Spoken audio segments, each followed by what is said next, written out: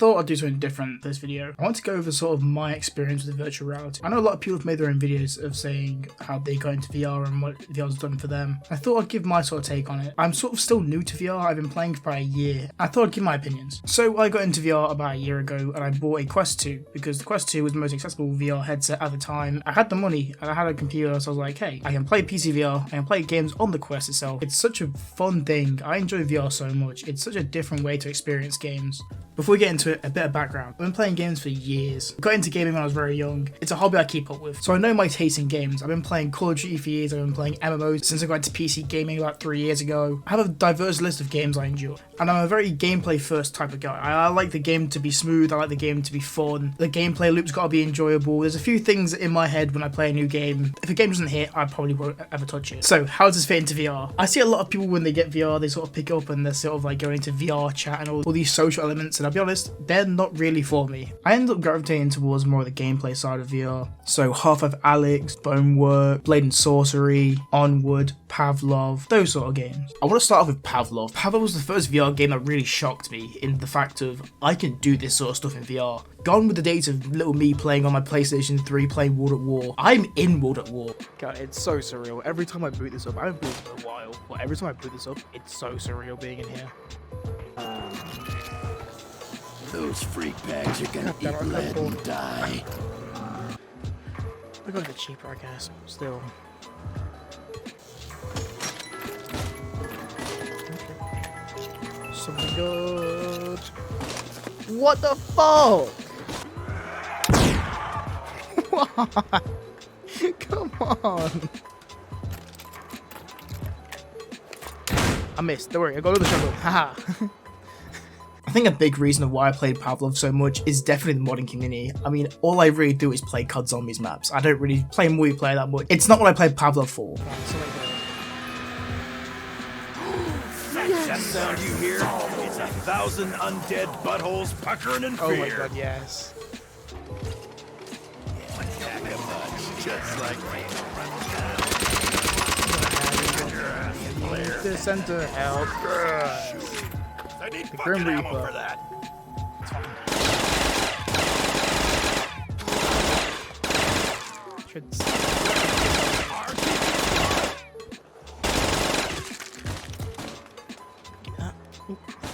That's my grenade.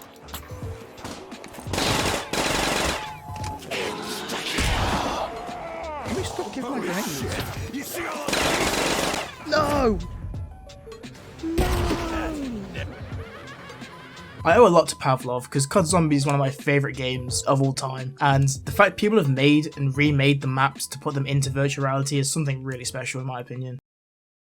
Oh boy, here we go. Boneworks. Boneworks is arguably my favourite VR game and the reason I still play VR to this day. Holy shit, this game's amazing. Everything to the mechanics, the engine, the feel of the game, everything just comes together so goddamn well in VR and it just works. The game got me really interested in the lore, the story, the world building, everything to do with Boneworks. I can't fathom enough how well made this game is. It's a passion project and you can tell.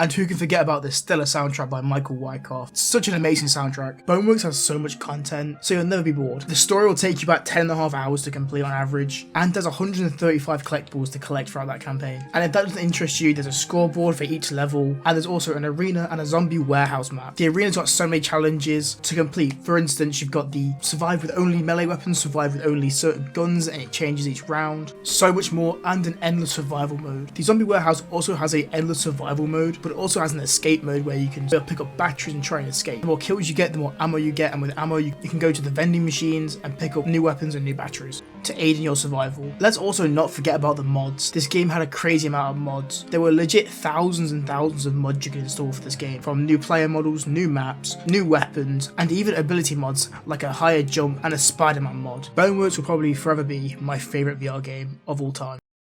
And this brings us to our last game, Breaches. It's a new game I picked up sort of recently, and if you've been watching my channel for a bit, you've seen I've been posting a lot of content on it recently, and it's such an amazing multiplayer game. I've put loads of hours into it and I can't stop playing. This game is really fun. I know the game's only an alpha at the moment, but I've had so much fun. I want to continue playing this game until full release. I can see myself playing this for a long time. Don't want to spend too much time on it as it's the main game I'm covering at the moment, so I don't want to drag on for too long. This video's gone on long enough in my opinion, so I'm going to leave it here. And that's been my VR experience. Breaches is currently the game I'm playing the most at the moment, so we are in current. I want to say, if you watched the end, thank you very much. Breaches isn't going anywhere. I'm going to continue playing this game, but I want to try something different, just see how it does and see if you guys like it. So let me know what you think in the comments, and I'll see you next week.